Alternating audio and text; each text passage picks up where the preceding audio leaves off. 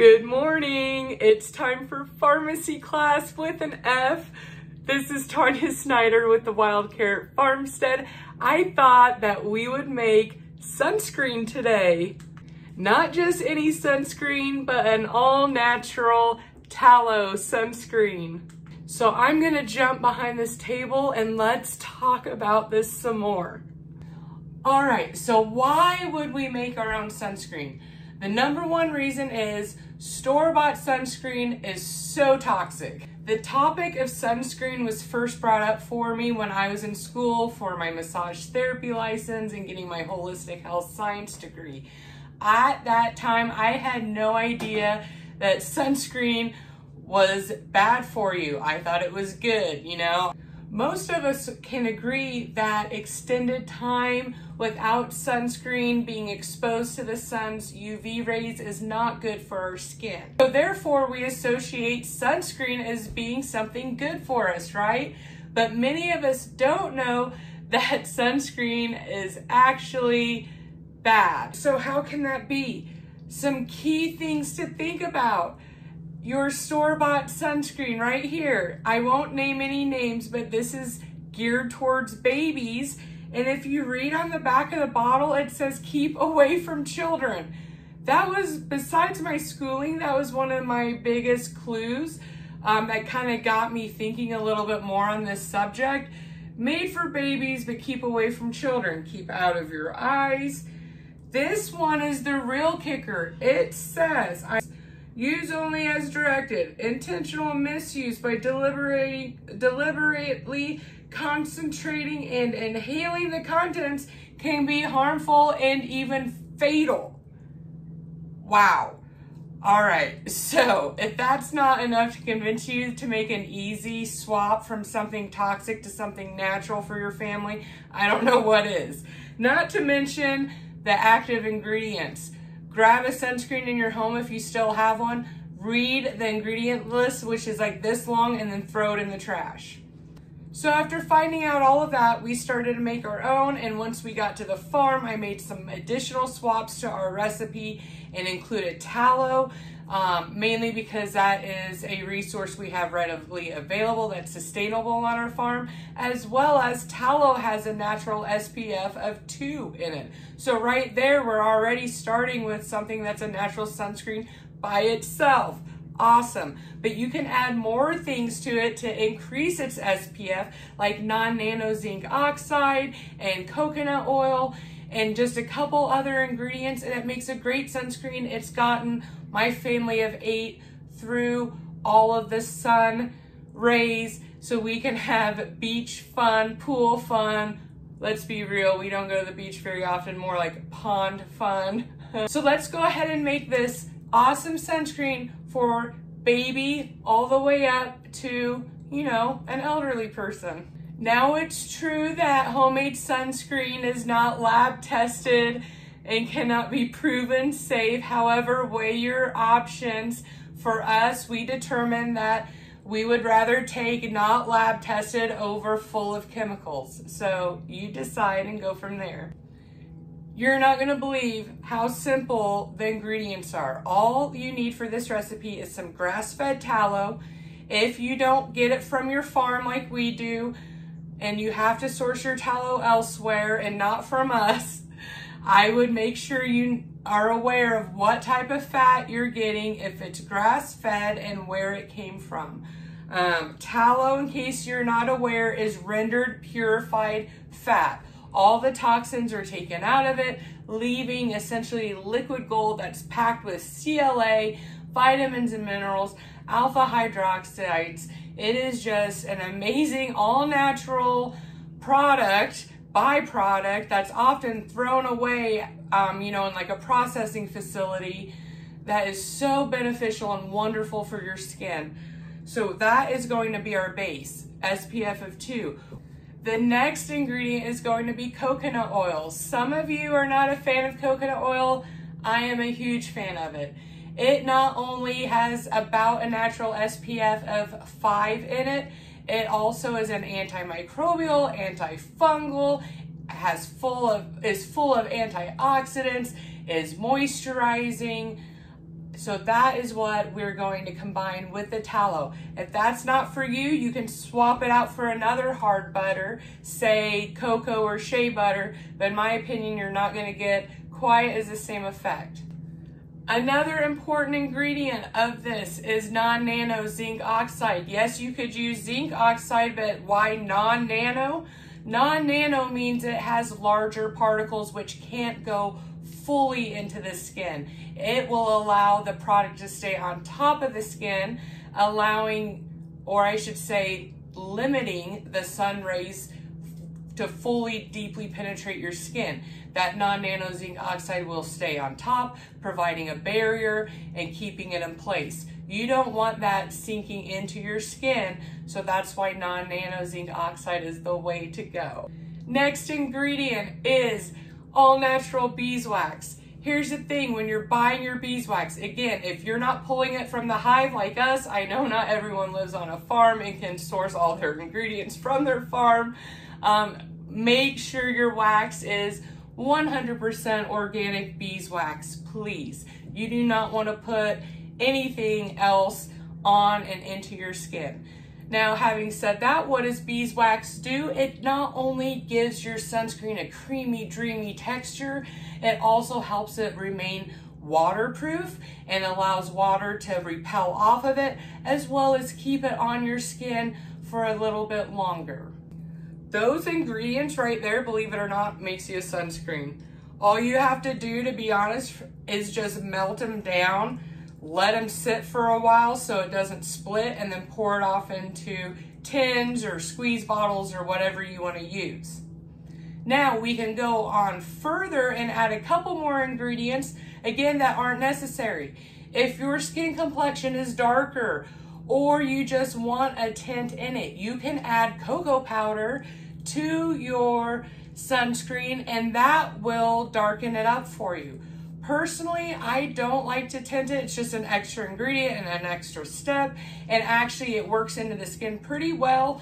It might be a little chalky, a little white, but honestly, I don't care, and I don't care about that on my kids either. What I do care about is that their skin is protected from the damaging effects of the sun. And lastly, being a home remedy means it's totally customizable.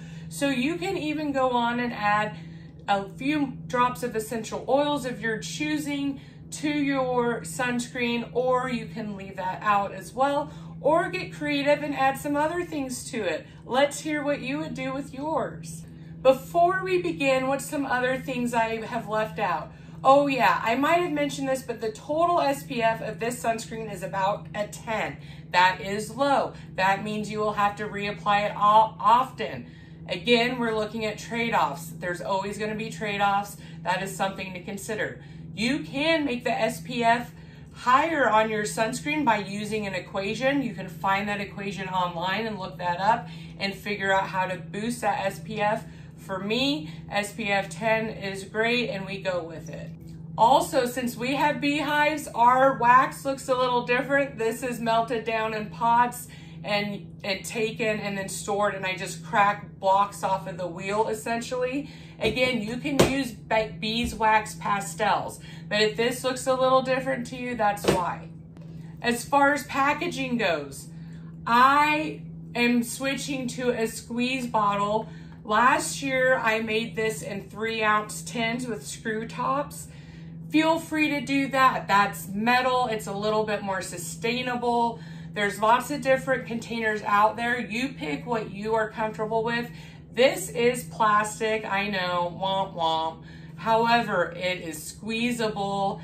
It holds 4 ounces instead of 3 for sunscreen. I like a little bigger portion. I wish I could do everything in glass. We do most of our stuff in glass and metal. There are a few things that we put in plastic. Can't win them all.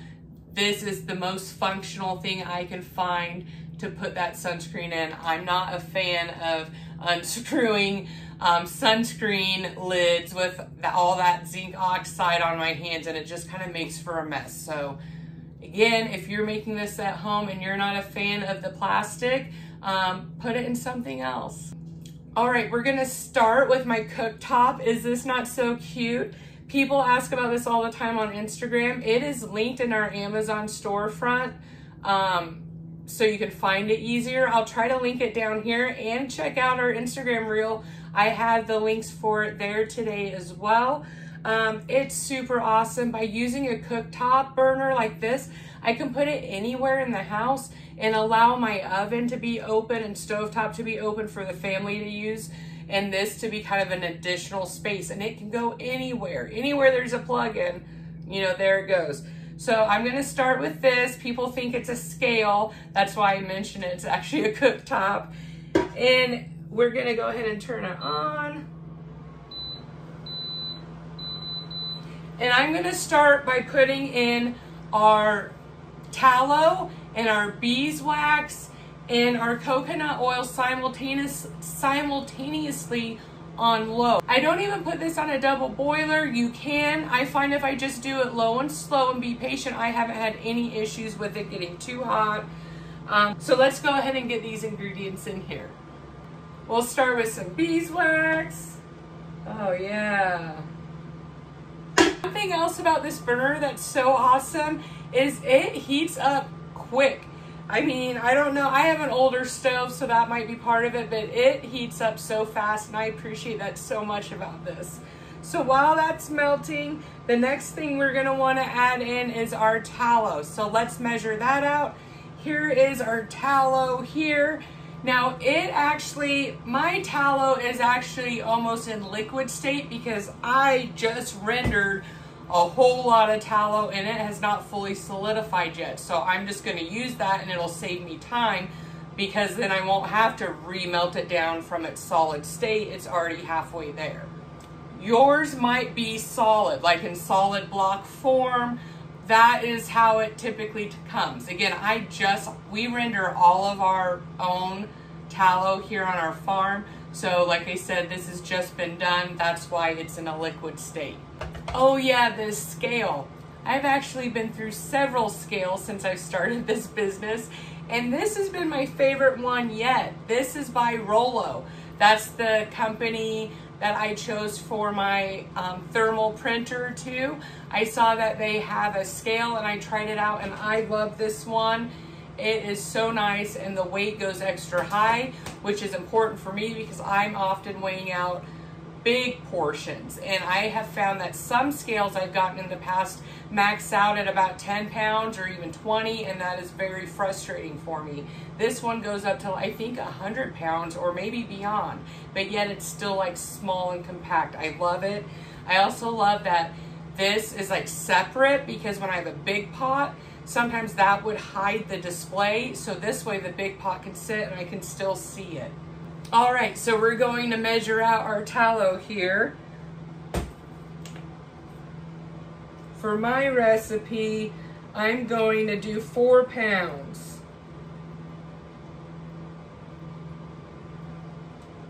Which looks about like this. And again, we're just gonna add that to my pot with my beeswax. All right, next up is the coconut oil. Let's go get that. Just kidding. All right, coconut oil. This is actually my least favorite to deal with. I like coconut oil in the summertime because it's usually melted nice for me. I can just pour it, but you know, in the colder weather, it's so hard to get out. It can be frustrating at times. But here I'm gonna measure out about 2 pounds, and then we're gonna add that. And by the time I add that, it'll be about time to add in the last ingredient that you definitely at least need, which is the non-nano zinc oxide. I'm about halfway there. Again, if you're not a coconut girl, swap this out, experiment, try something else. If you have experiment with swapping out coconut oil, maybe you have a nut allergy, what do you use instead? All right, there we are. Let's add that last thing. Let's put this down. Oh, it's heavy. All right, into the pot the coconut oil is gonna go. Don't splash yourself with hot oil.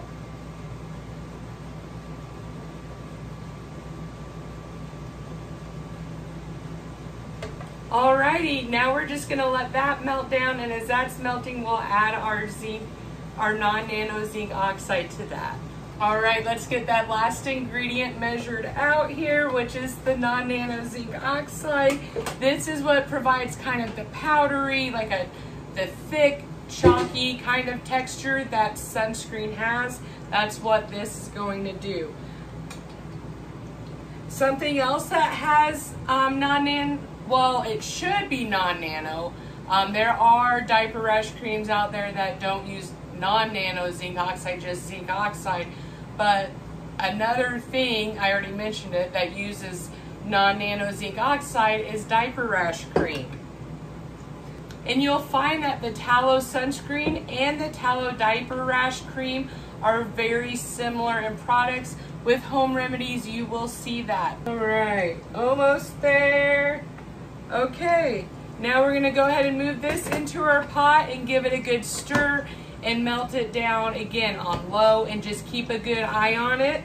You want to make sure you have plenty of room in your pot for things to get bubbly. The zinc oxide sometimes can cause some bubbles, so just be careful and keep an eye on it while everything is melting.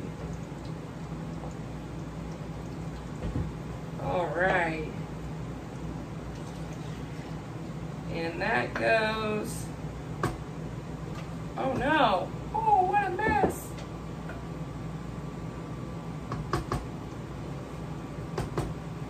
It's okay. It'll clean up, right? All right, here's my stir.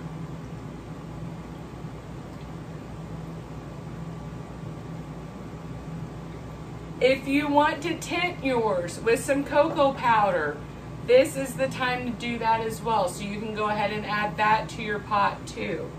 Again, I don't mind the white of it. I don't even mind if it's like chalky on my skin. As long as my skin's protected from the sun, I'm happy. All right, it is all melted down. Now we're gonna go ahead and turn our burner off and let it cool for about 20 minutes before we pour it off into containers. Again, that will keep it from splitting, and it'll make sure that it's all fully combined before you get yourself in a situation where you're gonna have two separate ingredients not coming together. So have patience, let it sit and rest, and I'll show you a trick when we come back so that you know that your sunscreen is done and will not split once you transfer it into your packaging. So while this is resting, this is a great time to go ahead and clean up your workspace and get ready for the next stage.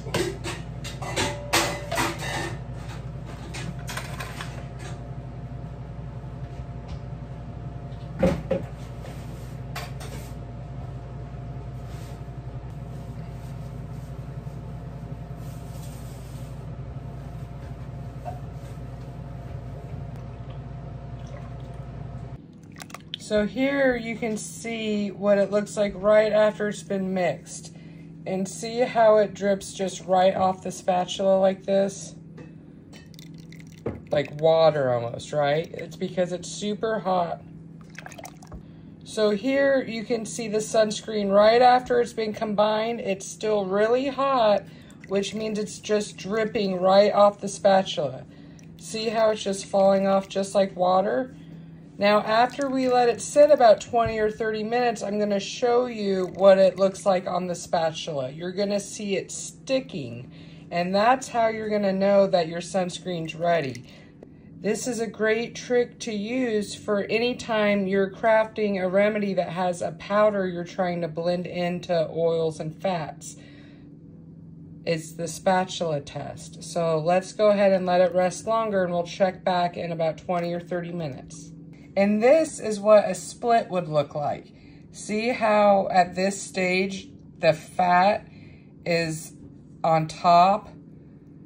So if you were to bottle it at this stage, this is what it's gonna look like, or it's gonna set really funny.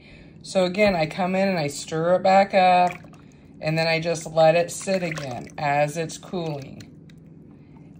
If you're gonna add essential oils to it, wait until it's cooled or you're just gonna burn off those oils. Let's see what our spatula, see it's still running pretty quickly. It means it's still really hot. Welcome back. Here is a revisit, a check-in point. It's starting to cool off and you can kind of see it thicken up here. Even off of the spoon, that drip is getting a little bit thicker. See? That fall is getting a little bit slower. Looks like a little bit longer and then it'll be ready to package this up. All right, here is our final check after about 25-30 minutes. And you can see it thickening in areas, and then you can see it sticking to the spatula much more here. I'll show you. See how it's sticking and not coming right off that spatula? That's how we know we're ready to package. Welcome back. Our sunscreen has thickened up nicely, but not too much, so it's time to bottle it up, so let's go. All right, it's nice and thickened up, but not too thick, exactly where we want it. So I'm going to go ahead and transfer it off into something to pour it from and into our packaging. So let's go ahead and get that done.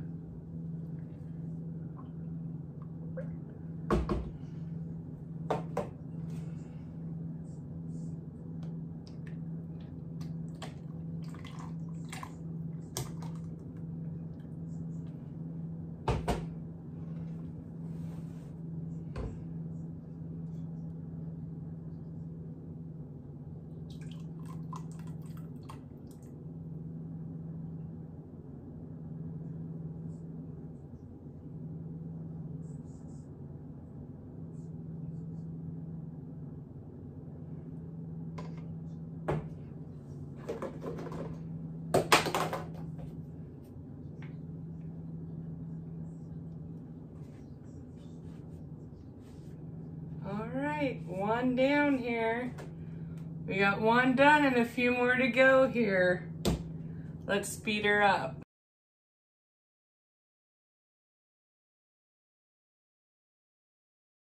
As I'm finishing up my last squeeze bottles, I'm going to switch to filling up some tins as well.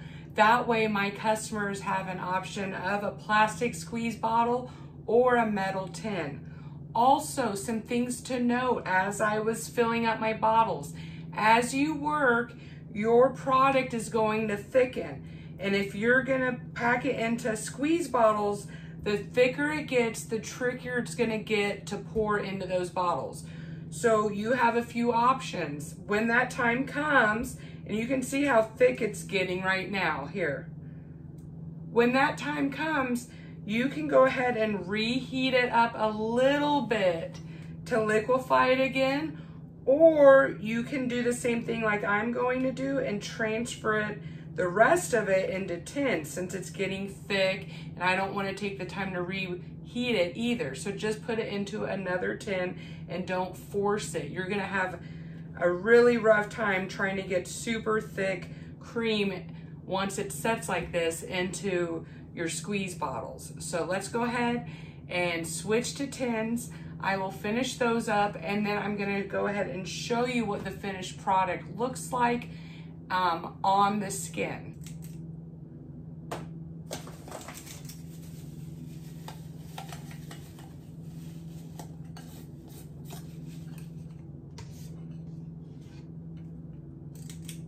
All right.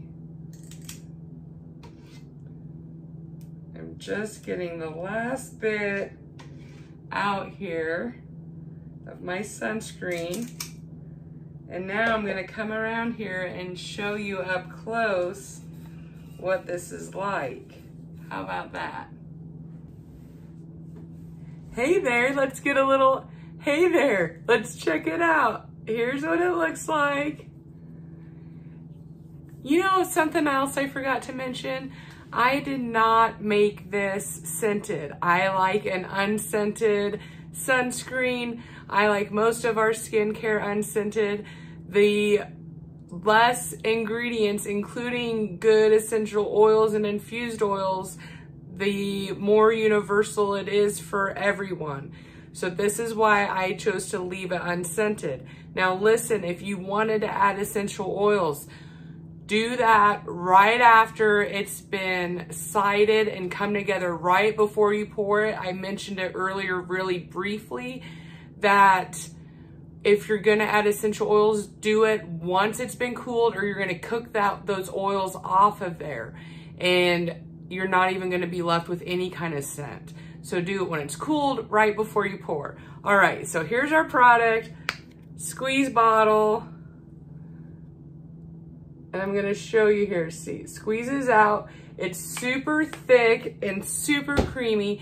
And not only is this going to protect your skin from the sun, it's also going to deeply moisturize it. You're gonna get all the benefits of tallow by putting this on. So it's not just a sunscreen if you think about it, it's also skincare, something that a traditional sunscreen isn't going to provide you.